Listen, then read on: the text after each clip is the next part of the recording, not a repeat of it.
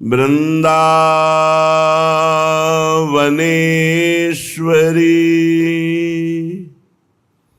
तवैव पदारविंदम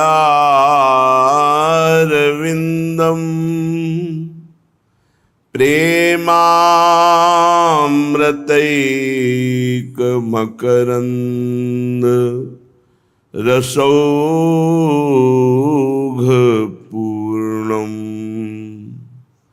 हृद्यर्पितं मधुपते स्मरतापमुग्रं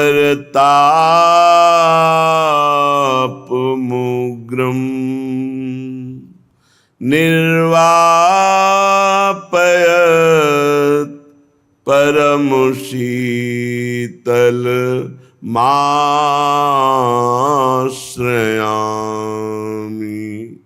निर्वापयत् परमशीतलमाश्रयामि।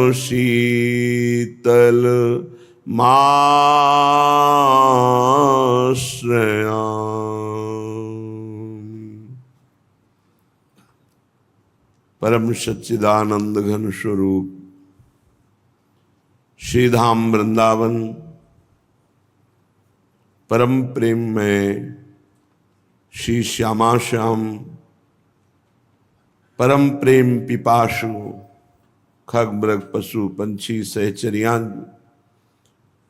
और परम प्रेम आह्लाद की मूर्तिमान स्वरूपा श्री लाडली जू सुख सिंधु लाल जू के हृदय का जो प्रेम है वही यमुना रस रानी के रूप में प्रवाहित है।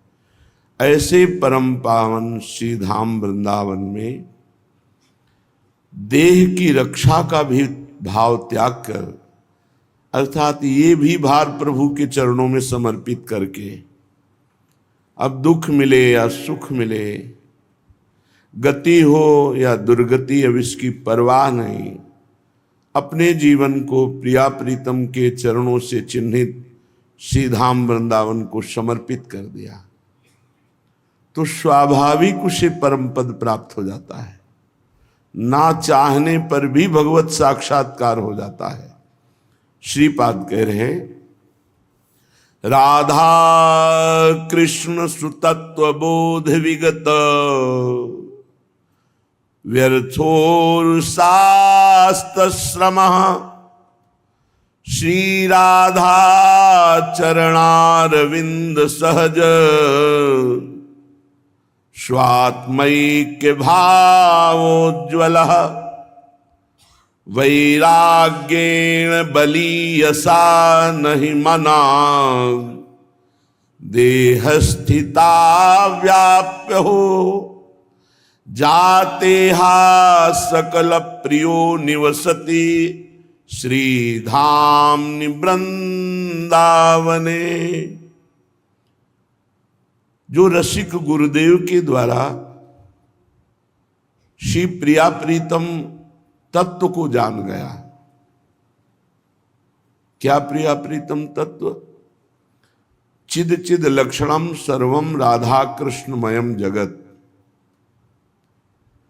चेतन अचेतन सब में हमारे प्रिया प्रीतम विराजमान है।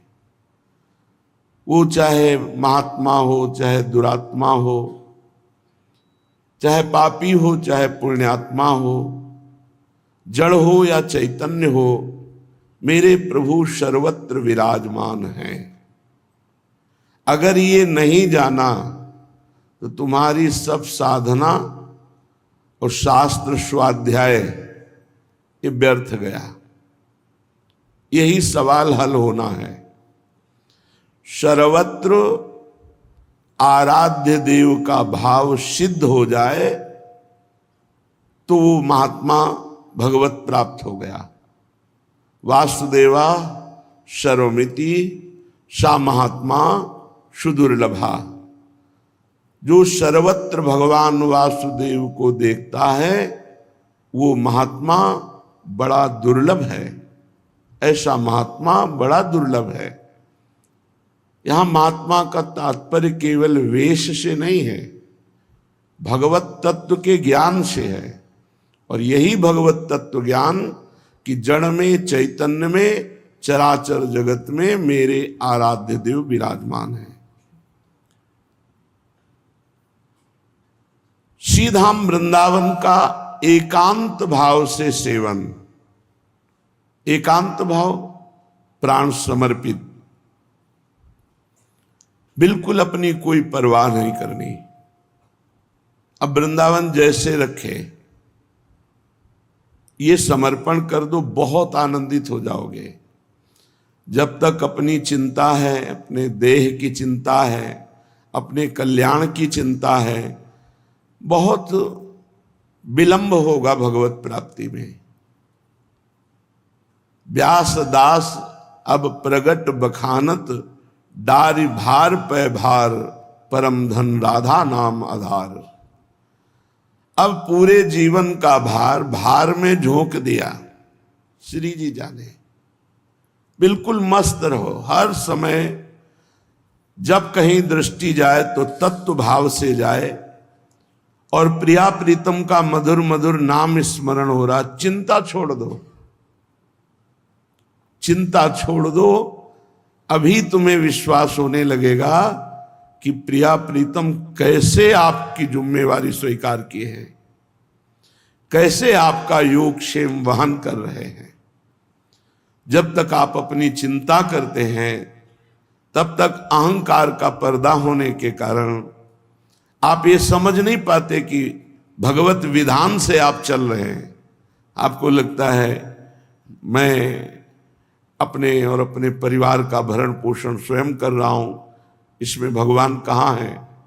लेकिन सच्ची मानिए, आम समर्पित कीजिए तो देखिएगा त्रिभुवन का भरण पोषण जिनके द्वारा हो रहा है, उन्हीं के द्वारा आपका भी हो रहा है। श्री राधा चरणारविंद सहज स्वात्मैक भावोज्वल, ये तभी होगा जब वैराग्यण बली यसा नहीं मनाग देहिस्था वप्य हो। जो हम देह भाव में स्थित हैं, हमें बड़ी चिंताएं हैं, ऐसा हो गया तो क्या होगा, ऐसा हो जाए तो बहुत अच्छा है। ये सब देह भाव के अंतर्गत है। कह रहे मन में किंचन मात्र भी तुम चिंता मत करो। अति उदार श्री राधा किशोरी के चरणारविंद की एकांतिक भक्ति, बस मेरे बल श्री वृंदावन रानी ये सब संभाल लेंगे। आप चिंता छोड़ दो। जो प्रिया प्रीतम के भरोसे होकर संपूर्ण कर्तव्य कर्म करता हुआ फल की आशा प्रभु पे छोड़कर वो बहुत जल्दी तत्व का ज्ञान प्राप्त कर लेता है, बहुत जल्दी भगवत साक्षात्कार कर लेता है। सिद्धांत से चलोगे तो मार्ग बहुत छोटा है, थोड़ी भी मनमानी तो बहुत दूर नगरी, बहुत दूर मार्ग, बहुत हो सकता है जन्म जन्म लग जाए। और सिद्धांत से चलोगे तो बहुत छोटा मार्ग है। हृदय में ही भगवान विराजमान है, हृदय में ही प्रिया प्रीतम विराजमान है। जातेहा सकल प्रियो निवसति श्रीधामनि वृंदावने। बड़ा भाग्यवान उपासक है जिसका और कोई प्रिय नहीं बचा प्रिया प्रीतम के सिवा। ये खास बात है। आराध्य देव के सिवा और त्रिभुवन में हमारा कोई प्रिय नहीं है। उपासना बहुत जोर की, बहुत अच्छी स्थिति। उपास्य देव के सिवा कोई हमारा प्रिय नहीं है। इसे सिद्ध करना होगा, इसकी परीक्षा होगी। कोई में अपना शरीर भी है। उपास्य देव के सिवा कोई हमारा प्रिय नहीं। ना हमारा शरीर इतना प्रिय है जितना उपास्य देव, ना कोई शरीर प्रिय भोग, और ना कोई शरीर संबंधी। इसकी परीक्षा हो सकती है, तैयार रहिए।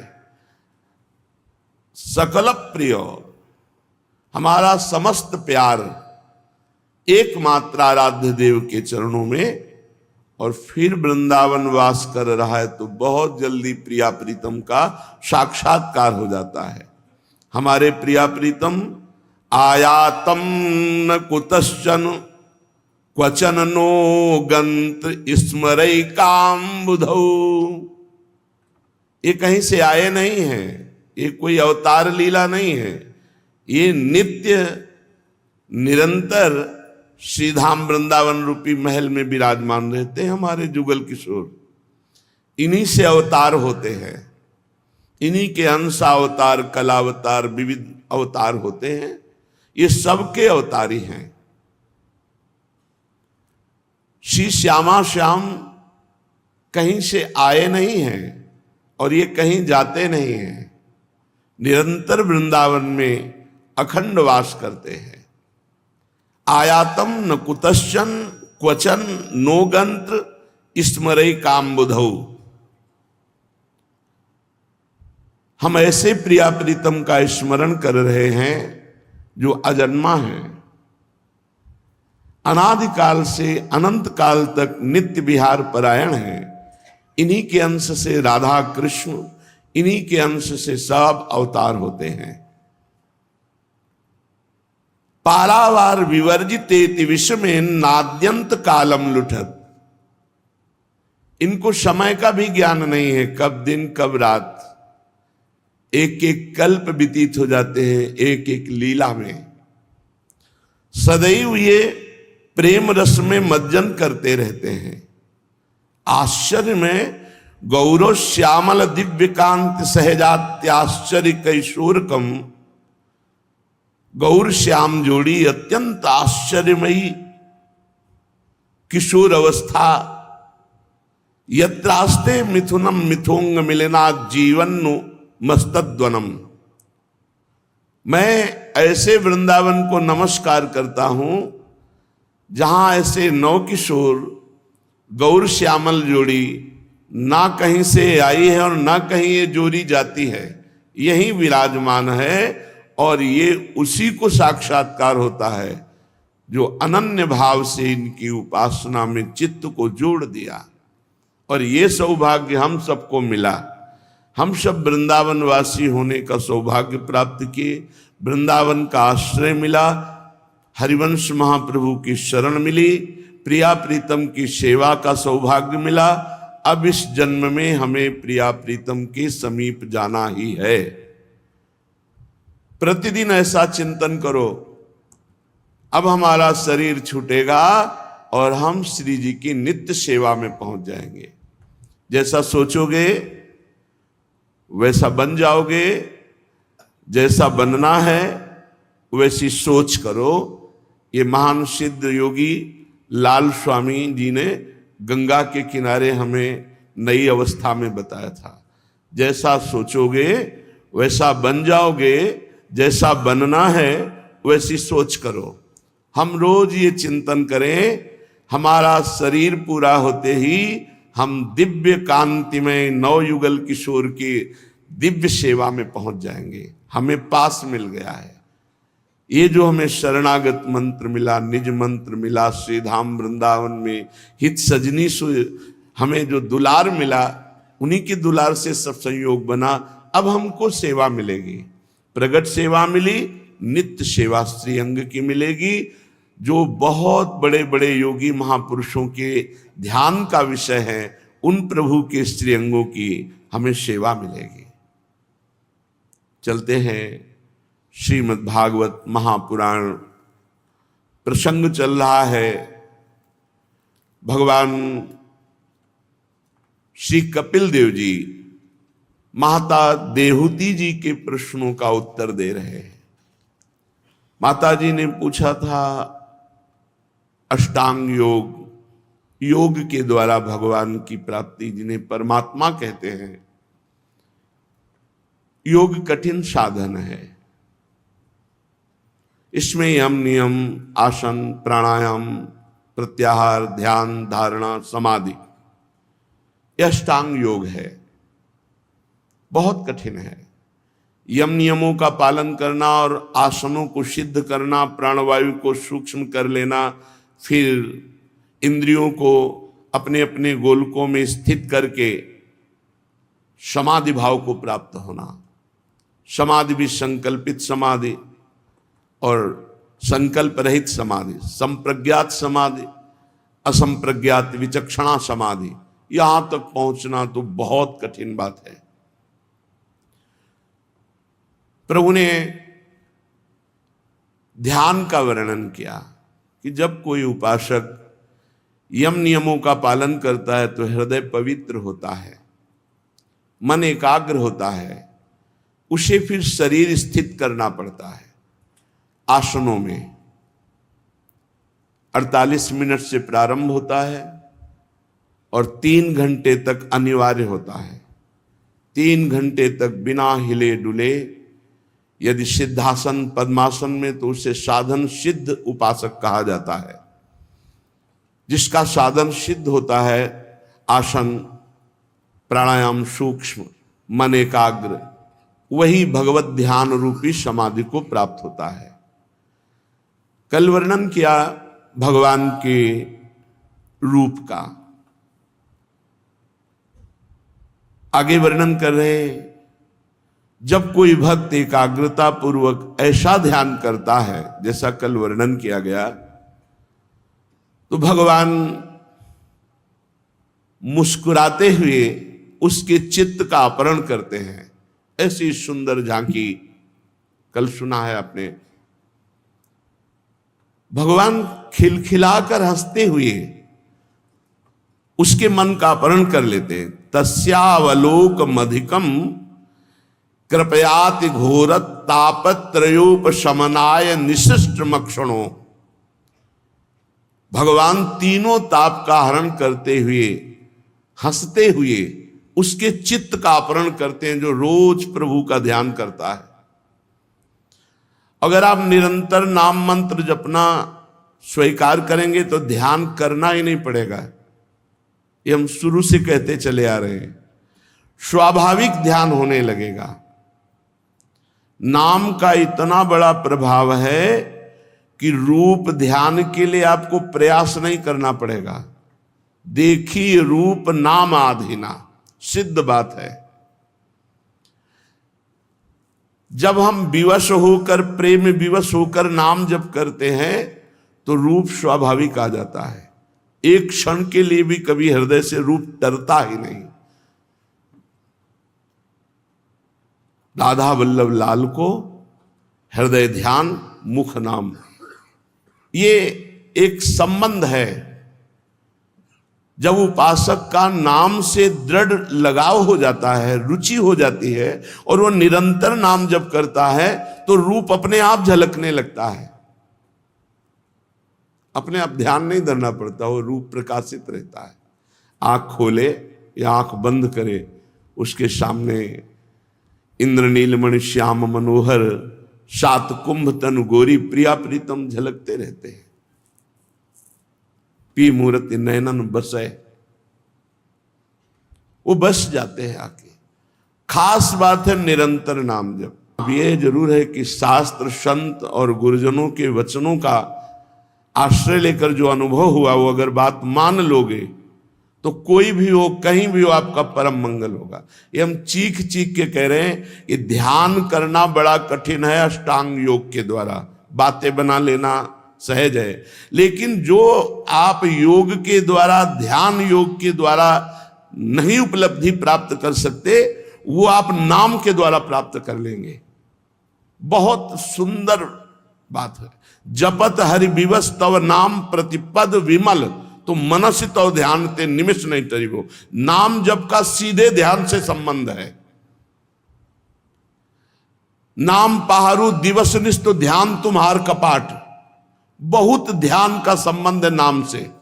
जो जितना अधिक नाम निरंतर जपेगा रूप अपने आप प्रकाशित हो जाएगा। हमारी ये बात बैठा लो, ऐसे ध्यान करने में मुनि मन ध्यान धरत नहीं पावत। देखी रूप नामाधीना। भक्त जनों के अत्यंत घोर तीनों तापों का शांत करते हुए उनके चित्त को चुराने वाला वो रूप प्रकाशित और हंसते हुए प्रभु दिखाई देते हैं।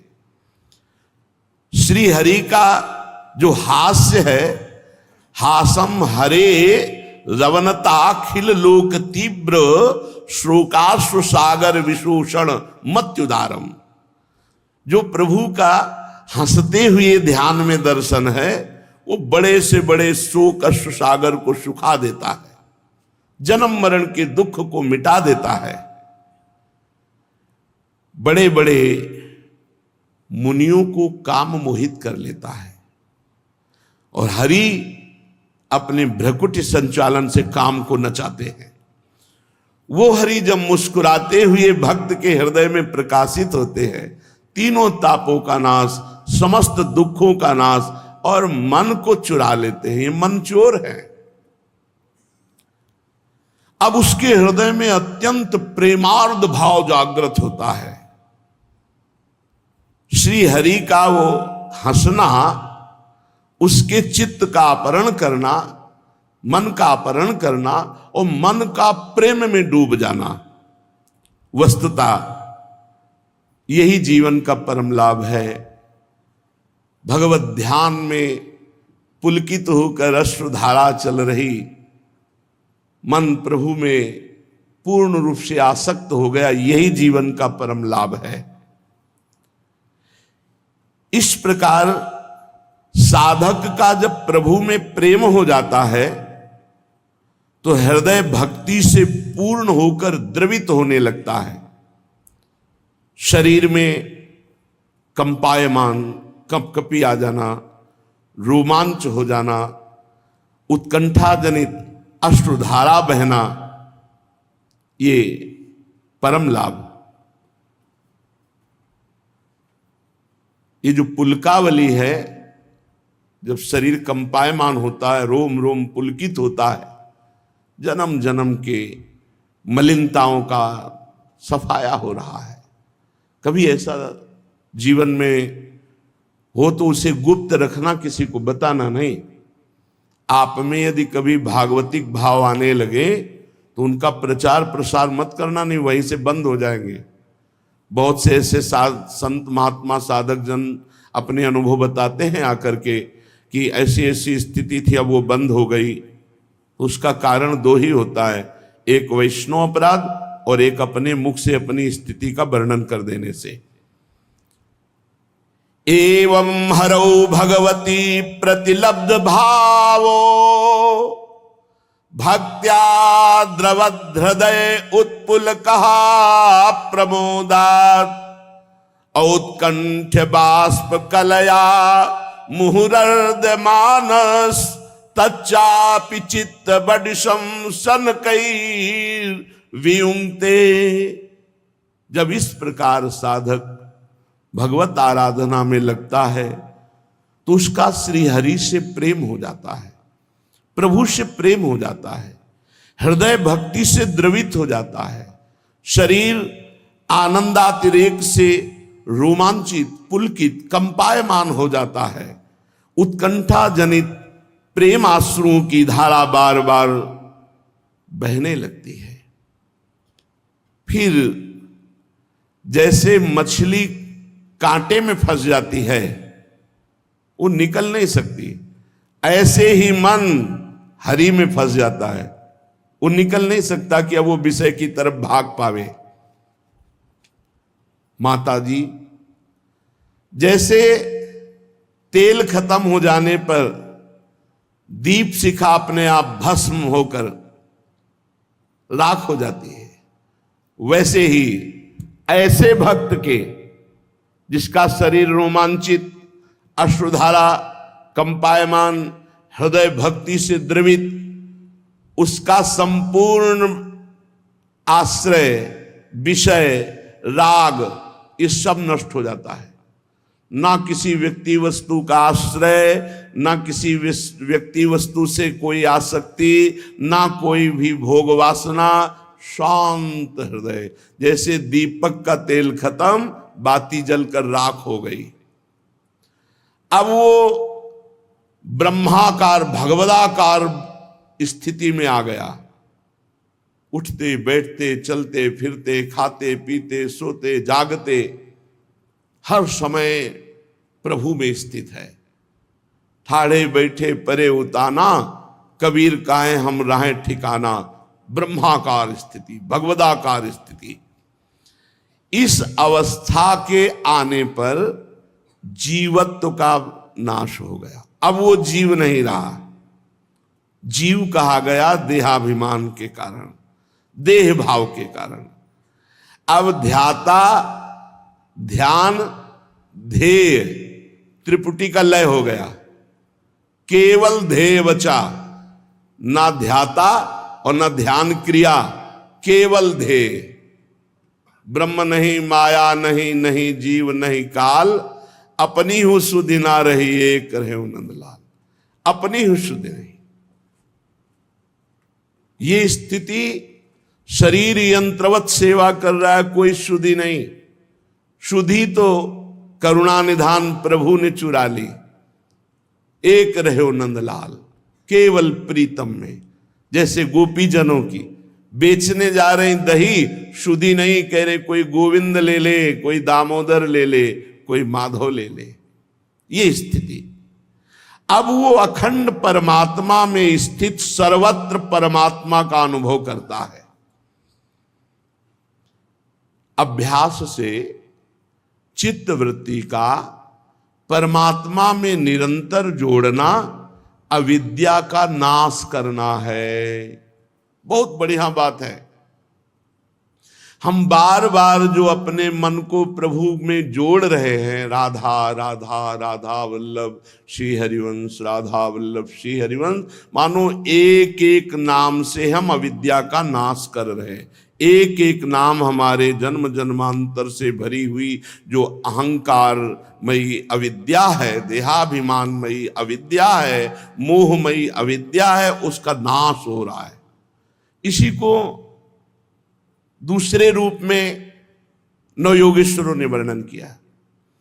जैसे कई दिनों का भूखा आदमी जब एक एक कवल अन्न पाता है तो क्षुधा निवृत्ति तुष्टि पुष्टि होती है। ऐसे ही एक एक भजन में संसार से वैराग्य स्वरूप का बोध, भगवान से प्रेम। पर बहुत जब भजन करेंगे तब अनुभव होगा। काम तो एक एक भजन से शुरू हो गया, राधा राधा, एक एक नाम काम कर रहा है, संसार से वैराग्य स्वरूप का ज्ञान और प्रभु से प्रेम। पर जैसे कई दिनों का भूखा आदमी एक दो कवल से अनुभव नहीं होता, जब आधा पेट हो तब समझ में आता है। ऐसे ही जब कम से कम 24 घंटे में 12 घंटे स्थिति तो रहे तब समझ में आए क्या है भगवदानंद, परमानंद। माता जी, अभ्यास से, योगाभ्यास से बार बार मन को जब प्रभु में लगाया जाता है तो इससे अविद्या का नाश होता है, अज्ञान का नाश होता है और वो दुख सुख से रहित परमानंद की स्थिति, परमात्म तत्व का साक्षात्कार करने की तरफ आगे बढ़ रहा है। जितना भजन होता जा रहा है उतनी हमारी यात्रा आगे बढ़ती चली जा रही है। अब जब उसे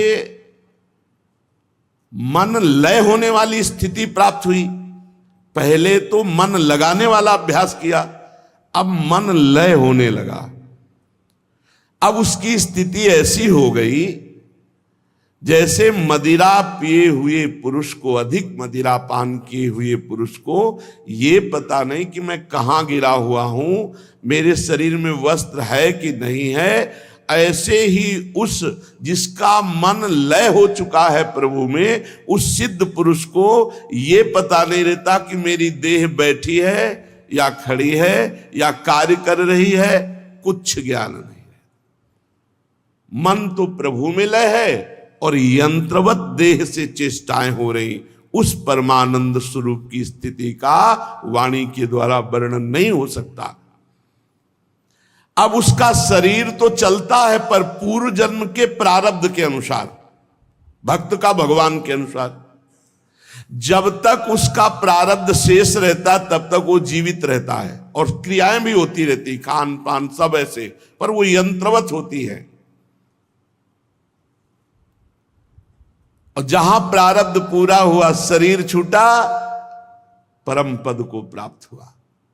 बहुत ध्यान से फिर सुन लीजिए, बहुत काम की बात है। हम एक एक क्षण, एक एक नाम में जब मन को संसार से हटाकर प्रभु में लगाते हैं, तो एक एक नाम से हम माया का नाश कर रहे हैं, अविद्या का नाश कर रहे हैं। जब हमारा मन इस कोटि के भजन में कि लय हो गया, लय कहते हैं सुधि नहीं, भजन चल रहा है, हम भजन कर रहे हैं, ऐसी भी सुधि नहीं। उस स्थिति में इतना आनंद होता है कि जैसे कोई अधिक मदिरा पिए हुए पुरुष को ये पता नहीं रहता कि मैं बैठा हूं या खड़ा हूं, मैं कहां कैसी स्थिति में हूं, कपड़ा शरीर में है कि नहीं। ऐसे उस सिद्ध महापुरुष की स्थिति, वो बैठा है कि खड़ा है, क्रियारत है कि अक्रिय है, उसको कोई बोध नहीं। वो प्रारब्ध के अनुसार शरीर कार्य कर रहा है और उसका मन लय हो चुका है परमात्मा में। जहां प्रारब्ध क्षीण हुआ, शरीर छूटा और वो सिद्ध पुरुष अहमता ममता रहित भगवत परम पद को प्राप्त हुआ। जिस प्रकार अत्यंत स्नेह के कारण शरीर में मैंपन, पुत्र में मेरापन, धन में मेरापन, अज्ञान के कारण ये आत्मबुद्धि रहती है, यदि थोड़ा सा सत्संग मिल जाए और विचार प्रारंभ हो तो स्पष्ट दिखाई देता है मैं शरीर नहीं हूं, ये सब मेरा नहीं है, ये बीच में मिला हुआ केवल माया का नाटक है। ये भूल से अपनी आत्मा को अपना देह मान बैठा है। ये साक्षी है पर अपने साक्षी भाव से हटकर ये कर्ता भोक्ता भाव को आ गया है। माता जी, जैसे लकड़ी अलग है, अग्नि अलग है, पर रहती लकड़ी में ही अग्नि है, और वही अग्नि जब प्रज्वलित हो जाए तो लकड़ी को भस्म कर देती है। ऐसे ही आत्म तत्व वही जीव है, अज्ञानी जीव, और कोई नहीं है। उसे ये ज्ञान हो जाए तो ज्ञानाग्नि से ममता हमता भस्म हो जाए, वो परम पद को प्राप्त हो गया। तो हे माता जी, योग के द्वारा भगवत प्राप्ति कैसे होती है ये हमने आपको बताया। देहूति जी ने पूछा, प्रभु आपने प्रकृति का क्या स्वरूप है बताया, पुरुष का स्वरूप बताया, महातत्व, सांख्य शास्त्र, योग। अब मैं जानना चाहती हूं कि भक्ति योग का क्या स्वरूप है। भक्ति योग में विस्तार पूर्वक सुनना चाहती हूं, क्योंकि हमने देखा कि भक्ति योग में सहज में ही भगवत प्राप्ति हो जाती है, कठिनता नहीं है इसमें, और आपका भरोसा रहता है। इसलिए मैं भक्ति योग को विस्तार पूर्वक सुनना चाहती हूं। प्रभु हमें यह भी बताइए कि जीवों की जन्म मरण रूपा ये अनेक प्रकार की गतियां, तो कौन कौन सी गति होती है जीव की। क्योंकि ये सुनने से वैराग्य होता है कि हमको पाप कर्म नहीं करना, बड़ी दुर्गति होगी। लोगों को जो भोगों में रुचि के कारण पाप प्रवृत्ति बनने में हर्ष होता है, जब शास्त्र हम सुनते हैं तो भय खड़ा हो जाता है कि अरे ऐसा हम पाप नहीं करेंगे। पापी पुरुष डरता है सत्संग सुनने से। अभी एकांतिक में एक भगत जी आए थे, उन्होंने कहा हमारे मित्र हैं, वो लोग कहते हैं कि अगर आपका कोई चैप्टर उसमें आ भी जाए तो तुरंत तो हाथ रख देते, देखना भी नहीं चाहते। अगर वृंदावन किसी भी तरह लाए तो वो यहां नहीं आएंगे, वो बाहर बड़े दूर खड़े रहे, आवाज न सुनाई दे। तो हम उनसे पूछते हैं ऐसा क्यों? बोले बाबा की आवाज आ जाएगी अगर हमारे कान में तो हमारा सब छूट जाएगा, इसलिए हम सुनना नहीं चाहते। बोले वो गलत आचरण करते हैं, इसलिए वो यहाँ ना एकांतिक में आना चाहते हैं, ना सत्संग में, ना आपकी कोई क्लिप देखना चाहते हैं। उनका बचे कब तक बचेंगे? अगर हरि कृपा होगी तो कभी तो एक ऐसा थप्पड़ पड़ेगा ही माया का कि उनको इस सुनने की आवश्यकता होगी। और अगर एक बार सुन लिया तो श्रवण द्वार से शब्द जाकर उनके हृदय का परिवर्तन करेंगे। परिवर्तन तो शुरू हो गया। सही माने में जब वैज्ञानिक ढंग से अगर आंतरिक सोचा जाए तो परिवर्तन शुरू हो गया है। क्योंकि उसे रोकना चाह रहा है, सुनना नहीं चाह रहा है। अब आ जाएगा सुनना। एक राग में द्वेषात्मक वृत्ति होती है। राग तो आ चुका है, महत्व तो आ चुका है, लेकिन द्वेषात्मक, अब वो द्वेष जिस दिन मिटा उस दिन वो भाग पड़ेगा परमार्थ की तरफ। या आंतरिक विज्ञान के द्वारा सोचा जाता है। ये जन्म मरण रूपा अनेक प्रकार की गतियां जो जीवों की होती हैं, इनके सुनने से भोगों से वैराग्य हो जाता है। गंदे आचरण करने की हिम्मत नहीं पड़ेगी। प्रभु, ये सर्वसमर्थ काल का स्वरूप क्या है? ज्ञान दृष्टि लुप्त हो जाने के कारण देह आदि मिथ्या वस्तुओं में अभिमान हो गया है। बुद्धि के कर्मासक्त रहने के कारण चिरकाल तक अज्ञान में सोया हुआ जीव चिंता में फंसा हुआ है। बेटी का ब्याह हो जाए तो काम हो जाए, बेटी का ब्याह, कितनी चिंताएं, और ऐसे चिंता करते करते मर जाता है, हाथ कुछ नहीं लगता। बहुत बड़ी अविद्या की मार है, बहुत बड़ी अविद्या की मार है। अब जो लोग संसार में वो जान रहे हैं, क्या बताना। ऐसे माया में फंसे हुए जीवों को जगाने के लिए आप योग भास्कर प्रकट हुए हैं। इसलिए प्रभु, जो मैं प्रश्न किया इसका आप कृपा करके उत्तर दीजिए। श्री भगवान ने कहा, माता जी, साधकों के भाव के अनुसार भक्ति योग का अनेक प्रकार से प्रकाश होता है। साधकों के भाव के अनुसार भक्ति योग का अनेक प्रकार से प्रकाश होता है। भक्ति योगो बहुविधो मार्गैर्भामिनि भाव्यते स्वभाव गुण मार्गेण पुंसाम भावो विभिद्यते अभिसंधाय यो हिंसाम दंभम मात्सर्यमेव वा संरंभी भिन्न दृग्भावम मयि कुर्यात् तामसः। जो भक्ति तो करता है, बहुत ध्यान से सुनना, पर भेददर्शी है, बहुत व्यवहार की सिद्धि, ये व्यवहार की सिद्धि है। जाति पक्ष का अभिमान रखना, कुलाभिमान में, विद्वता का अभिमान में, साधना के अभिमान, कभी कभी बहुत अपवित्र बुद्धि आ जाती। गए गए, ये सब में श्री भगवान है, किसी का भी अपमान करोगे तुम्हारी भक्ति गई। ये बहुत सूक्ष्म विषय, किसी का भी कभी, किसी जीव को भी नहीं, किसी जीव को भी घृणित भाव से मत देखो, उसमें भी भगवान है। जो भेददर्शी है और क्रोधी पुरुष है और हृदय में हिंसा का भाव रखता है, दंड देने का। भजन है, माला चल रहा है, तो जरूरी नहीं कि भगवान की प्रसन्नता के लिए चल रहा है। उसके कई कारण हो सकते हैं। माला चलाकर अपनी वासना की पूर्ति, माला चलाकर किसी का अनिष्ट करने का भाव, बहुत विचित्र विचित्र खोपड़ी है। इतना कठिन भजन और उसका दूसरे का मंगल करने के लिए प्रयोग कर देते हैं। ये जो मारण, वशीकरण, उच्चाटन, ये सब जपई के द्वारा होता है।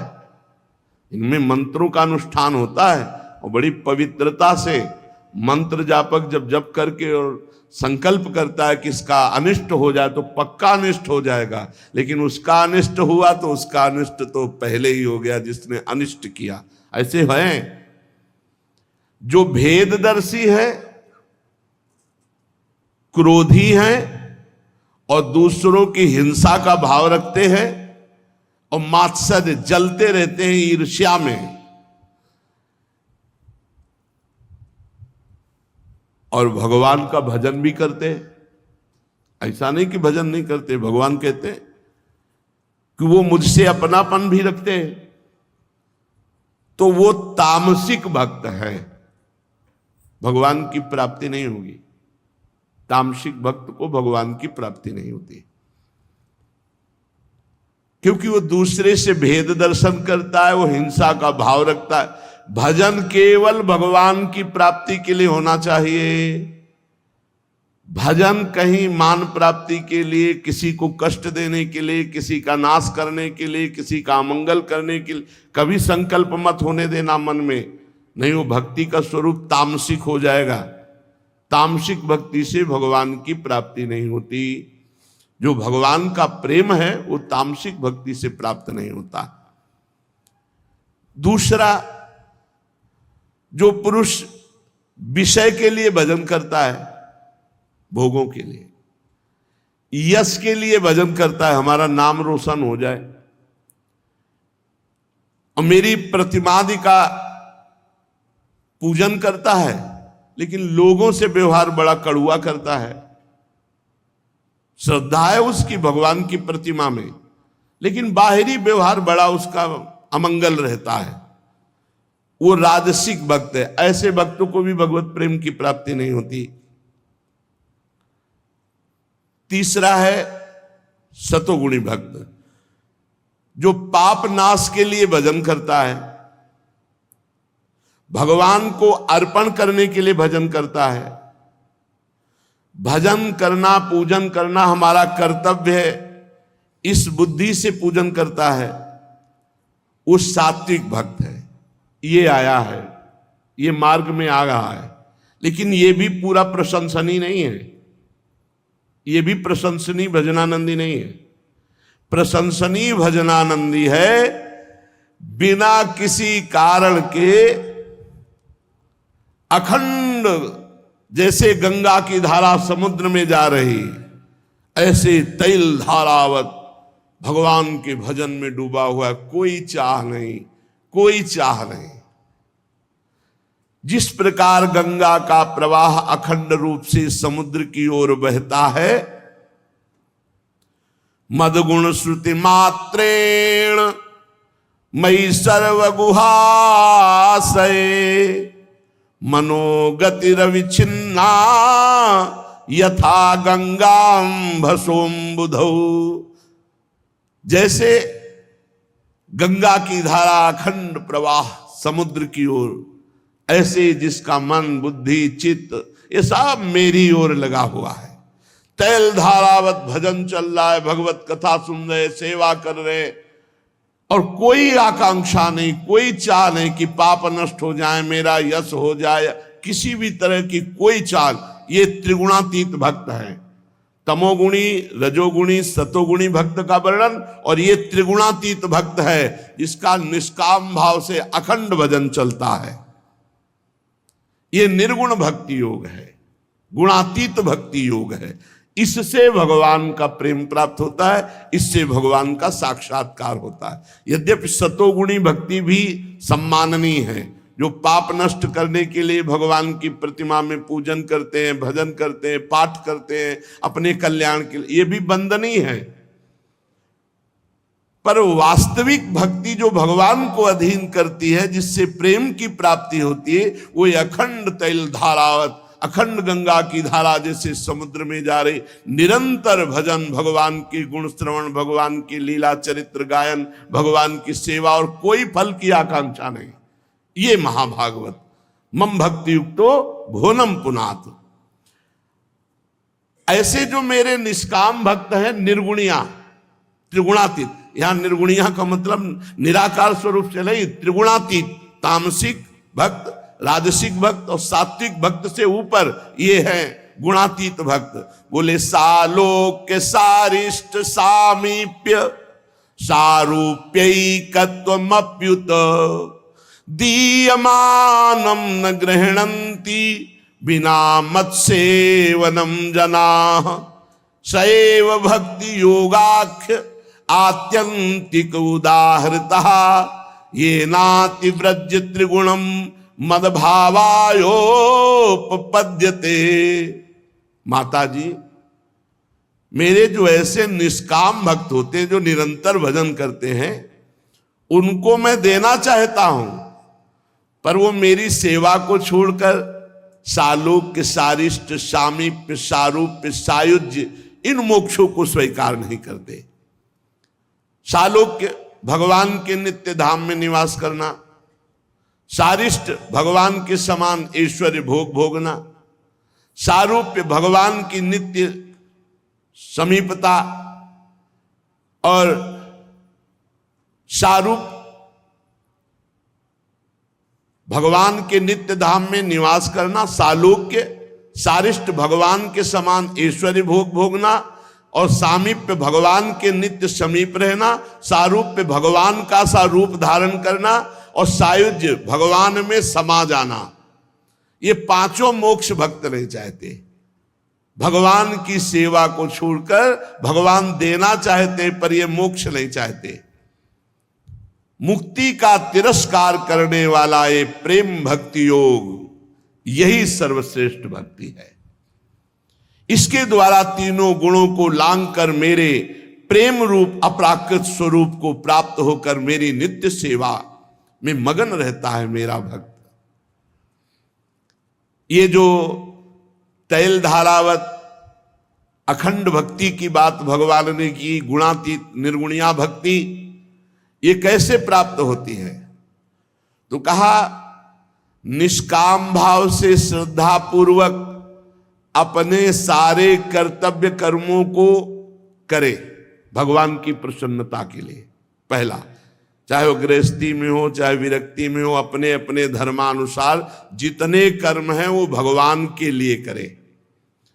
नित्य प्रति ये देखता रहे कि हमारे कर्म में किसी को मन से वचन से शरीर से दुख तो नहीं पहुंच रहा, हिंसा तो नहीं हो रही। हिंसा रहित कर्म भगवान की प्रसन्नता का योग होता है। अगर मन वचन कर्म से किसी को हम दुख पहुंचाकर कर्म कर रहे हैं, वो भगवान की प्रसन्नता का कर्म नहीं होगा। भगवान के लिए जो हम कर्म करें उसमें सावधानी है, मन से वचन से और शरीर से किसी को दुख नहीं पहुंचना चाहिए। उसी से उत्तम गुणातीत भक्ति का योग प्राप्त होगा। दूसरा, मेरी प्रतिमा के श्री विग्रह के दर्शन, सेवा, स्पर्श, स्तुति, वंदना, प्रणाम, ये त्रिगुणातीत भक्ति प्राप्त करने के लिए भगवान वर्णन कर रहे हैं। सबके घर में ठाकुर सेवा होनी चाहिए। कलिकाल है, भरोसा रखो प्रभु की सेवा का। अरे बड़े बड़े योगी मुनियों को माया ज्ञानी नाम चेतांश देवी भगवती ही सा बलादा कृष्ण मुहाय महामाया प्रेक्षति। कैसे तुम्हें बताए? जब आप प्यार करोगे तो स्वयं ठाकुर आ जाते हैं और इतनी लीला करते हैं, मस्त कर देंगे, मस्त। प्रभु के श्री विग्रह की पूजा, दर्शन, स्तुति, स्पर्श, वंदना, प्रणाम, ये निर्गुणिया भक्ति प्रदान करेगी। ठाकुर जी का श्रृंगार करके जब दर्पण दर्शा करके और जब ऐसे दर्शन करो ना, वो रोज चित्त हरते हैं। बस रोते रहो, आनंद में रोते रहो। सब कोई ठाकुर सेवा विराजमान करो, हमारी बात मान लो। व्यवस्था ना हो तो नाम सेवा विराजमान कर लो, राधा नाम विराजमान कर लो। सेवा के बिना कोई घर नहीं होना चाहिए, सेवा के बिना कोई साधक नहीं, सेवा होनी ही चाहिए। हमारी बात मान लो।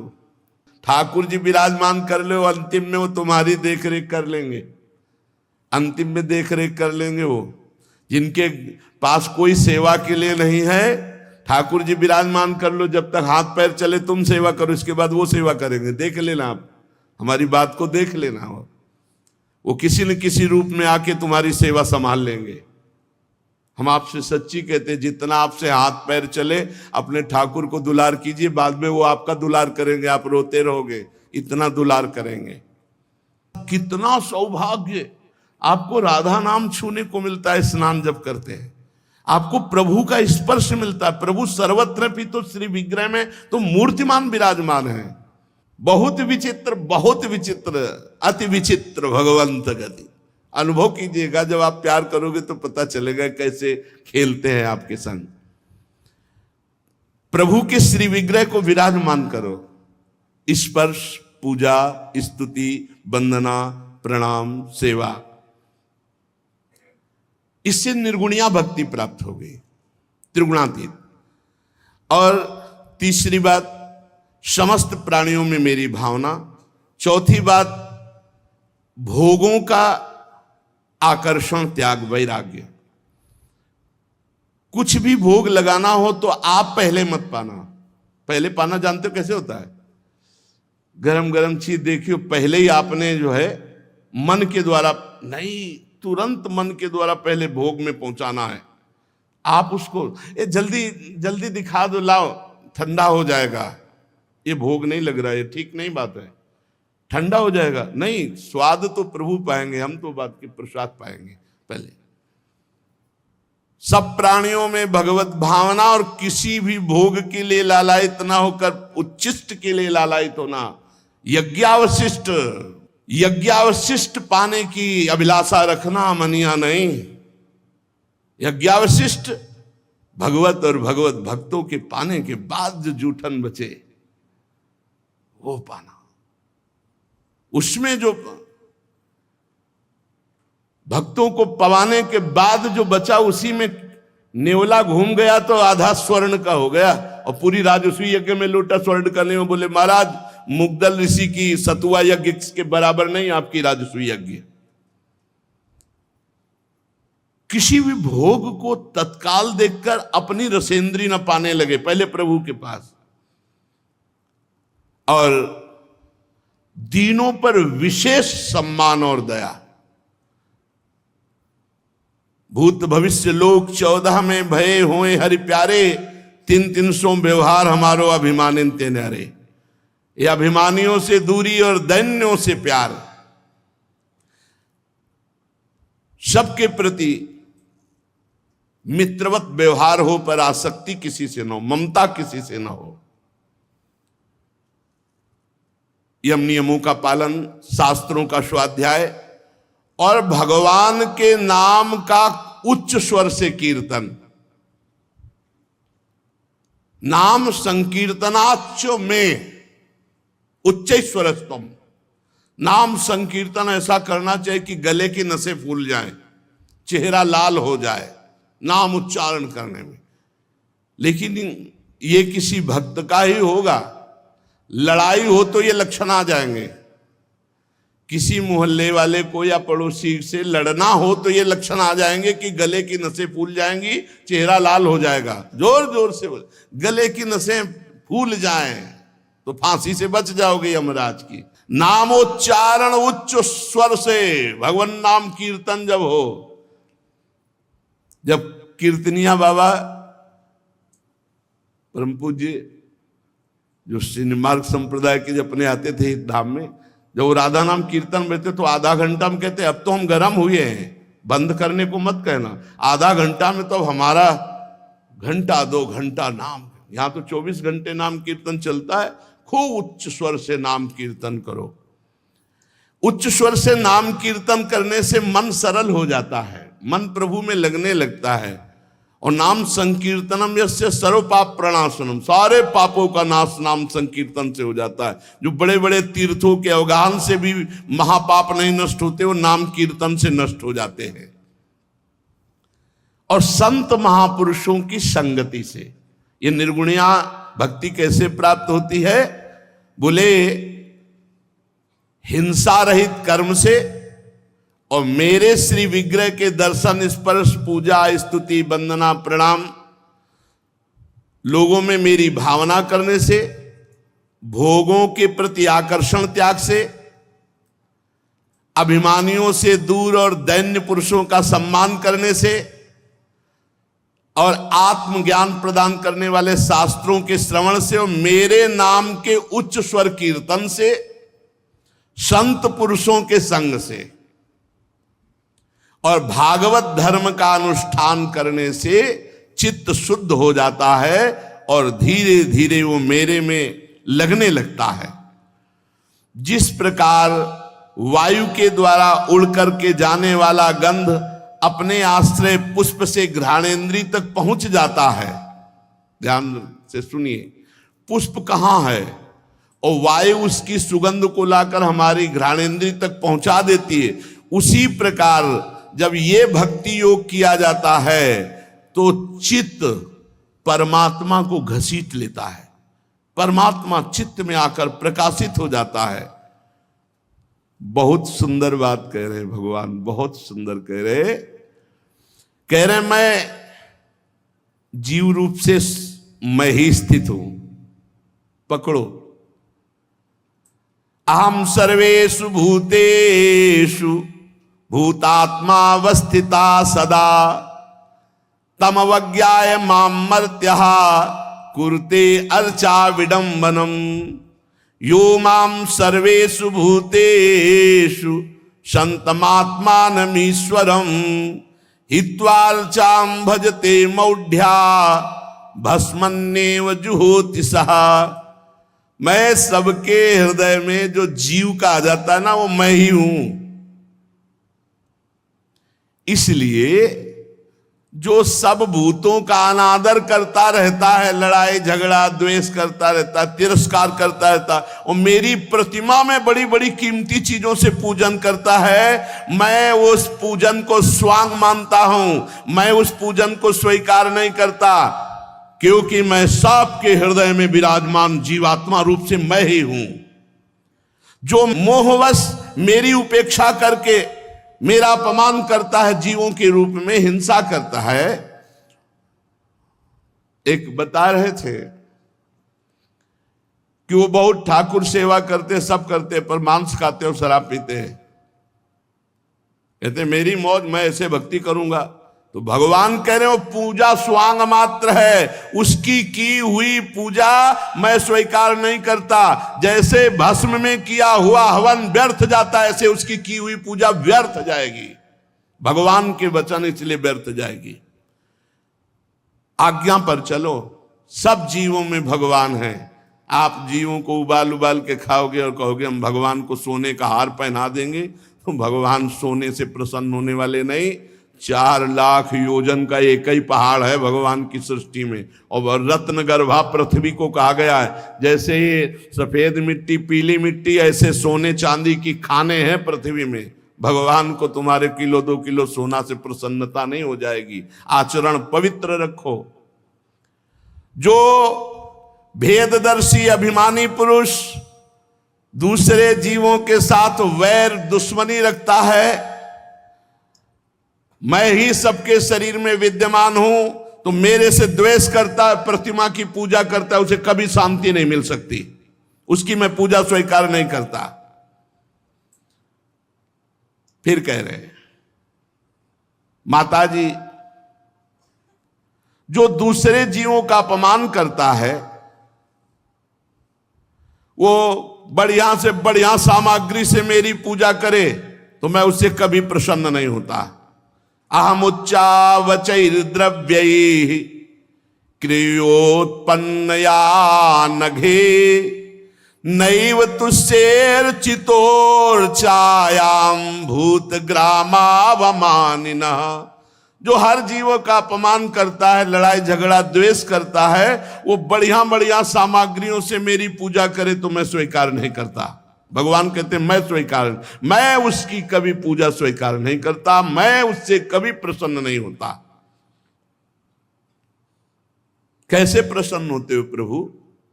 तो बोले जीवे दया, सब पर दया का भाव रखते हुए।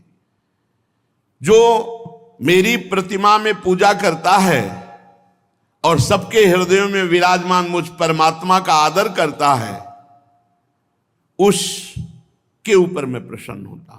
लेकिन जो प्रतिमा में केवल पूजन करता है, बाहर राग द्वेष ईर्ष्या हिंसा चोरी छल कपट, मैं स्वयं उस भेददर्शी को मृत्यु रूप महान भय प्रदान करता हूं।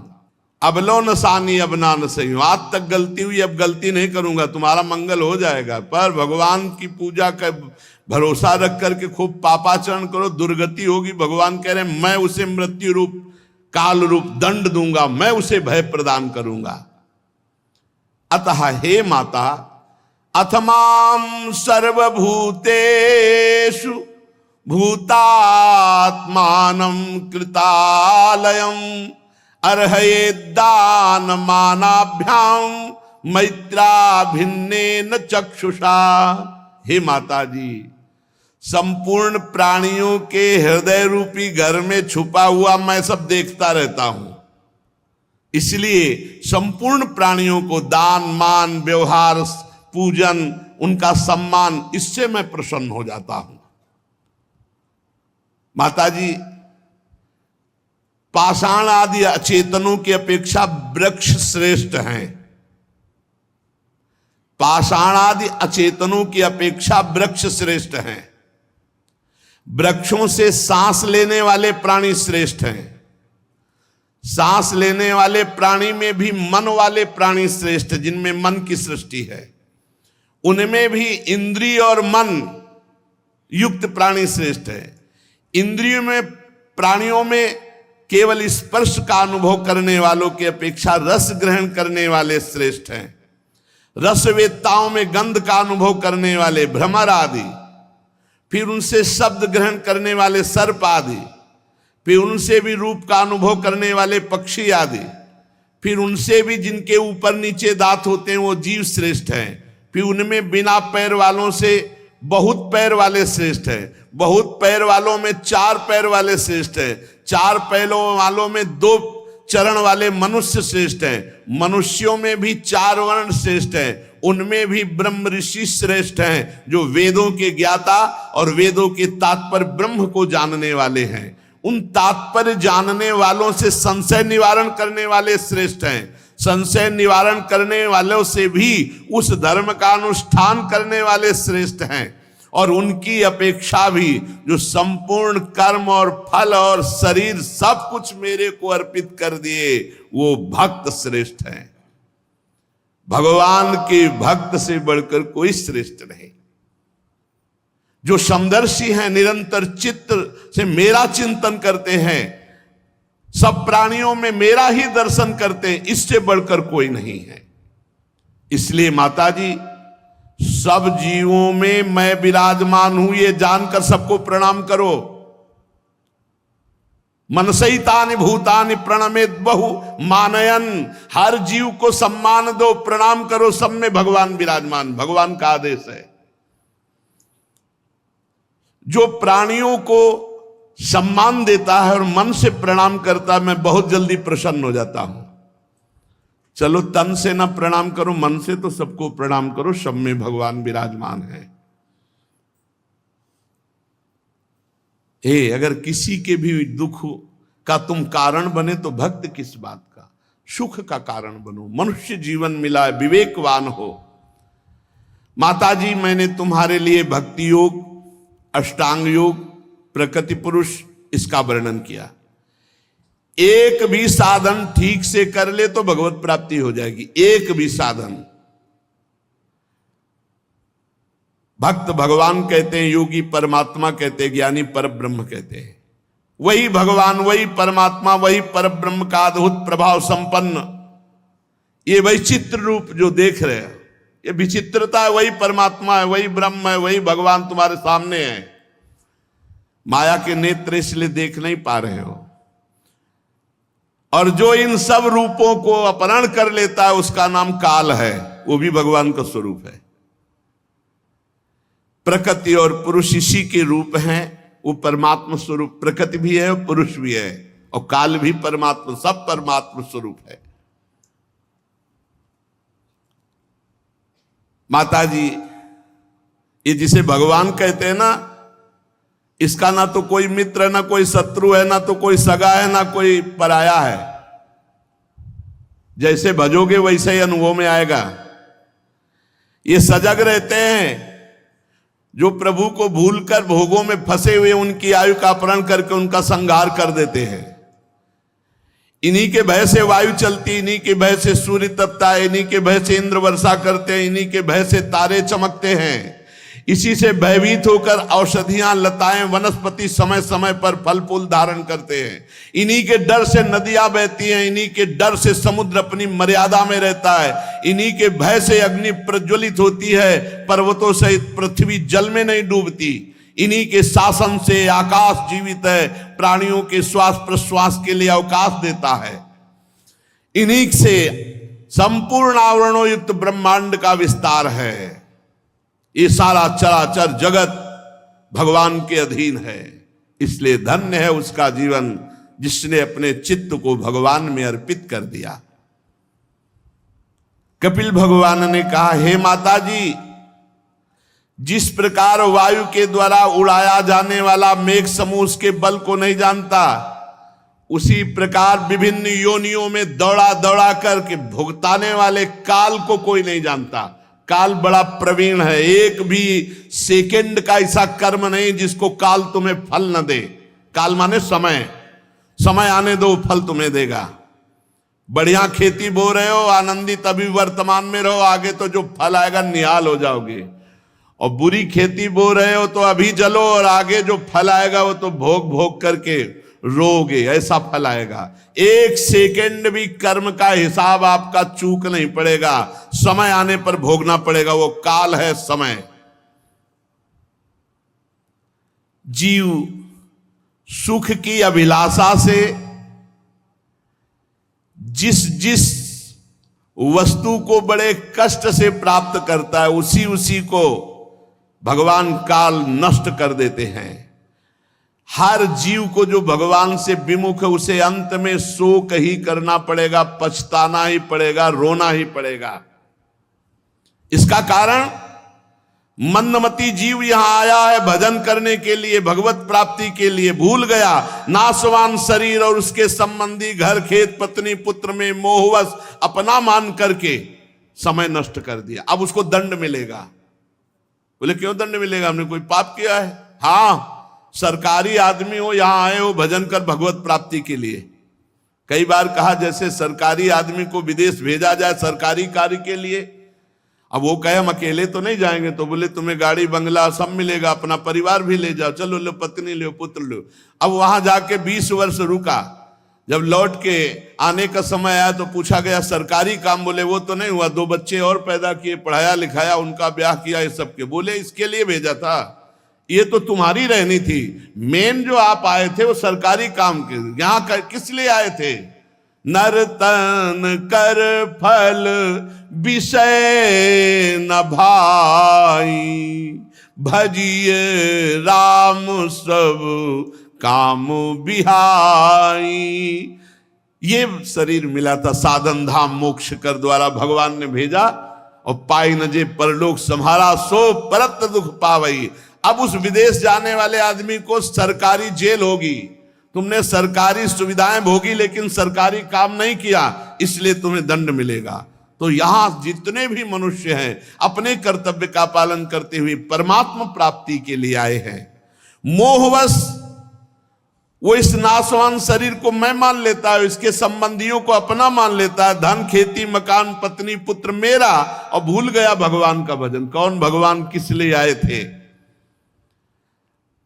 इस मंदमती जीव को फिर अगली योनियों में जबरदस्ती जन्म लेना पड़ता है। सुअर कुत्ता नाली का कीड़ा भूत प्रेत न कितनी 83,99,999 योनियां, और जहां जहां जिस जिस योनि में जाता है वहां वहां उसकी दुर्गति होती है। कैसे तुम्हें बताएं, कैसी कैसी जीवों को कष्ट मिल रहे हैं, कैसे जिंदा ऐसे खोलते हुए तेल में डाल दिए पकोड़े की तरह उसको उबाल रहे हैं जीव को।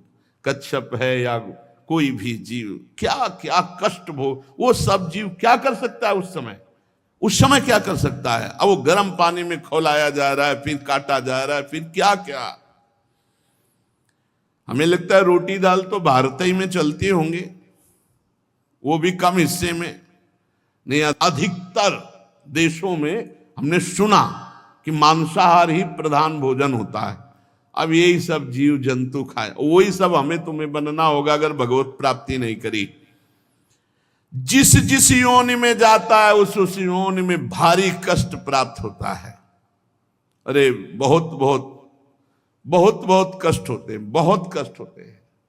नीचे से आग सुलगा दी, ऊपर लोहे के क्षण में ऐसे पैर बांध दिए और धीरे धीरे जल जल के ओ ऐसे दुर्गति इनकी सबकी होनी है, उनको पता नहीं लगता। इस संसार में जीव जिस जिस योनि में जाता है उसी उसी योनि में वो मगन हो जाता है और ये पता नहीं चलता कि उसका नाश होने वाला है। एक बार महाभारत में प्रसंग आता है, भगवान श्री कृष्ण द्वैपायन व्यासदेव जी जा रहे थे तो एक कीड़ा बड़ी रफ्तार से रास्ते को पार कर रहा था। तो भगवान व्यासदेव जी सब भाषाओं के ज्ञाता हैं, तो उन्होंने कीड़े से गए, इतना गंदा जीवन नाली का कीड़ा तू कितनी घबराहट से पार जा रहा, क्यों? बोले तुम्हें सुनाई नहीं दे रही घर घर करती हुई बैलगाड़ी आ रही, हमारे ऊपर चढ़ जाएगी तो मर जाएंगे। अरे बोले मर जा तो अच्छा, दूसरी योनि प्राप्त होगी, कीड़े की योनि। तो बोले तुम्हें पता है, तुम्हें व्यासदेव वाला शरीर जितना प्रिय ना उतना मैं कीड़े वाला शरीर प्रिय है। जिस जिस योनि में जाता है उसी योनि में वो मगन हो जाता है। जंतुर्वै भव एतस्मिन् याम याम योनि मनुव्रजेत तस्याम तस्याम सा लभते निर्वृतिम न विरज्यते। वो उससे वैराग्य नहीं धारण करता उसी शरीर, और उसी शरीर को पीड़ा देते। बहुत कष्ट की बात है। अच्छा, मनुष्य नहीं देते, जीव जीव को दे रहा है। बहुत से हिंसक जीव एक दूसरे को खा रहे हैं, कितनी पीड़ा है। जंगली जो कुत्ते होते हैं वो जैसे गाय आदि को किसी को गिरा पाए ना तो वो मारते नहीं है, वो पीछे से खाना शुरू कर देते हैं। जब तक उनकी छाती तक नहीं पहुंचते तब तक वो कराते रहते हो, आधा खा जाते हैं वो, तब वो मरते हैं। मतलब सिंह आदि तो पहले गला दबाकर मार देते हैं, लेकिन ये जो हिंसक भेड़िया हैं, कुत्ते हैं जंगली, ये कितना उस जीव को कष्ट, विशाल का है शरीर भैंसे का, और वो पीछे से खा रहे हैं। अब 10, 15, 20 मिनट में जितने भी हैं वो खाते खाते जब आगे पहुंचेंगे दिल तक तब उसके प्राण जाएंगे। तब तक कितना भारी कष्ट, जरा सा नोच के देखो कितना कष्ट लगता है। वैसे बहुत दुर्गति अन्य योनियों में है। ये भगवान की माया से ऐसी मोह से युक्त हो जाता है कि विष्ठा का कीड़ा भी बनने पर उसे ऐसा ही सुख मिलता है जैसे इंद्र को। इंद्र अपने शरीर को, तो विष्ठा का जो कीड़ा का शरीर है वो उसको उतना ही आनंद है। हमें तुम्हें लग रहा है घृणा के, उसको उतना ही आनंद है। ये मनुष्य शरीर प्राप्त करके वो महामूर्ख है जो शरीर में, स्त्री में, पुत्र में, घर में, पशु में, धन में, बंधु बांधवों में आसक्त हो करके मनोरथों में शरीर को पूरा कर रहा है, भजन नहीं कर रहा है। बड़ा मूर्ख है, बहुत भोगना पड़ेगा। इस शरीर के पोषण की चिंता से संपूर्ण अंग जल रहे हैं। अरे बुद्धि भ्रष्ट हो जाए तो सब नष्ट हो जाता है। रात दिन केवल खान पान की ही चिंता, भोग की चिंता। हमें मरना है, भगवत प्राप्ति करना है, ये कोई बातें नहीं है दिमाग में। यहां तो सत्संग है, धाम है, तो यहां तो जागृति। गांव में देखो आप, बहुत जो बड़े भगत कहे जाते हैं 2-4 अगरबत्ती लगा दिए बस हो गए, बस दिन भर वही प्रपंच के कार्यों में रति। शरीर पोषण की चिंता में लड़कवा को पढ़ाना, बिटिया का ब्याह, परिवार के कर्तव्य बढ़िया है, लेकिन ये भगवान के मानकर करो। चिंता क्यों करते हो? नाम जप करो, मेहनत करो। भगवान बहुत सुंदर निर्णय देते हैं, पूरी सृष्टि का पालन पोषण कर रहे हैं। अब करोगे पाप और चाहोगे मंगल तो कैसे हो जाएगा? वो इनकी चिंता में संपूर्ण अंग जलते रहते। दुर्वासना से दूषित हृदय तो बुढ़ापा में भी वो पापई का चिंतन करता है। बड़ी समस्या है। ये मत सोचो कि बुढ़ापा में जितेंद्रिय हो जाओगे, नहीं नहीं, बहुत सावधान। शरीर इंद्रियां साथ नहीं देती और पाप वासना बढ़ती चली जाती हो, ऐसे कार्य बन जाते हैं पूछो मत। और जब जवानी होती तो भजन में मन नहीं लगने देते, कौन? भोग वासना। और छोटे छोटे बच्चों की तोतली बातें, इतना मन फंस गया कि कब जवानी व्यतीत हो गई और कब बुढ़ापा गया पता नहीं चला। अब सावधानी खूब बरत रहा है पर दुख बढ़ता चला जाता है। फिर वो हिंसा वृत्ति के द्वारा धन संचय करके उन लोगों का भरण पोषण करता है। जो लोग उसका साथ नहीं देंगे नरक में भोगना पड़ेगा।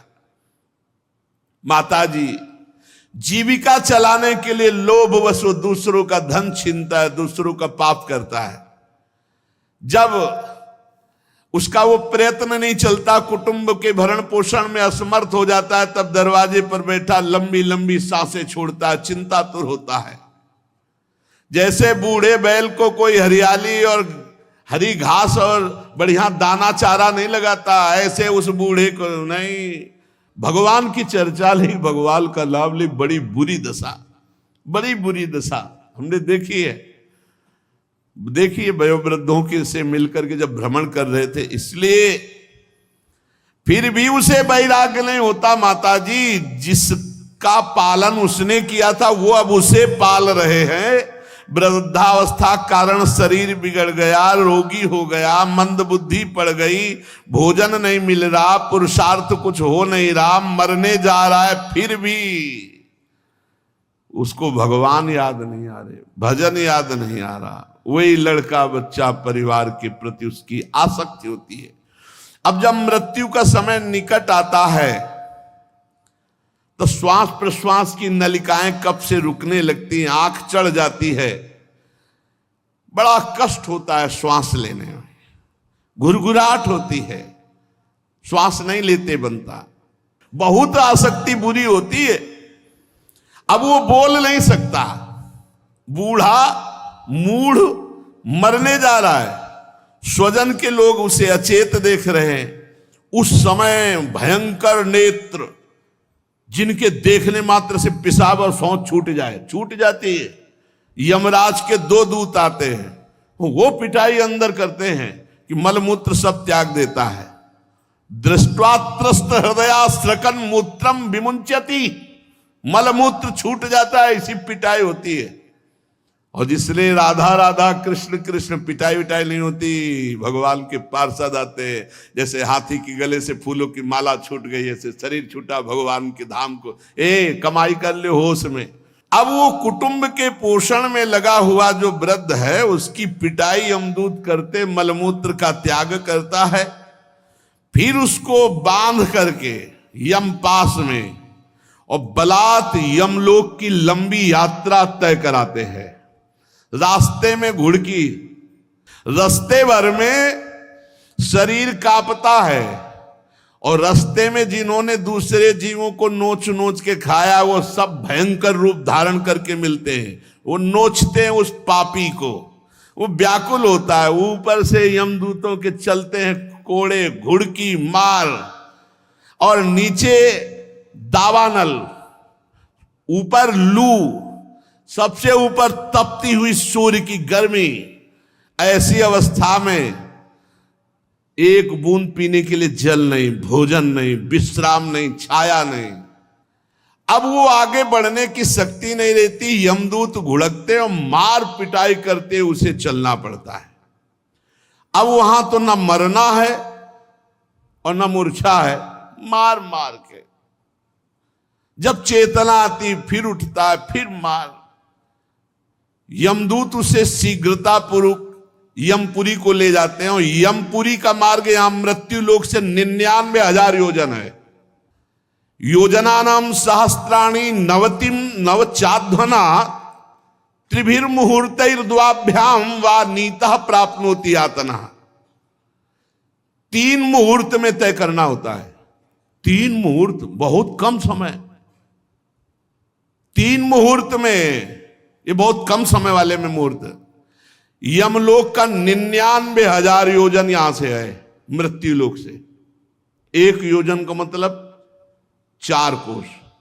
99,000 योजन, 1 योजन 4 कोस, 3,96,000 कोस। अब 1 कोस में 3 किलोमीटर।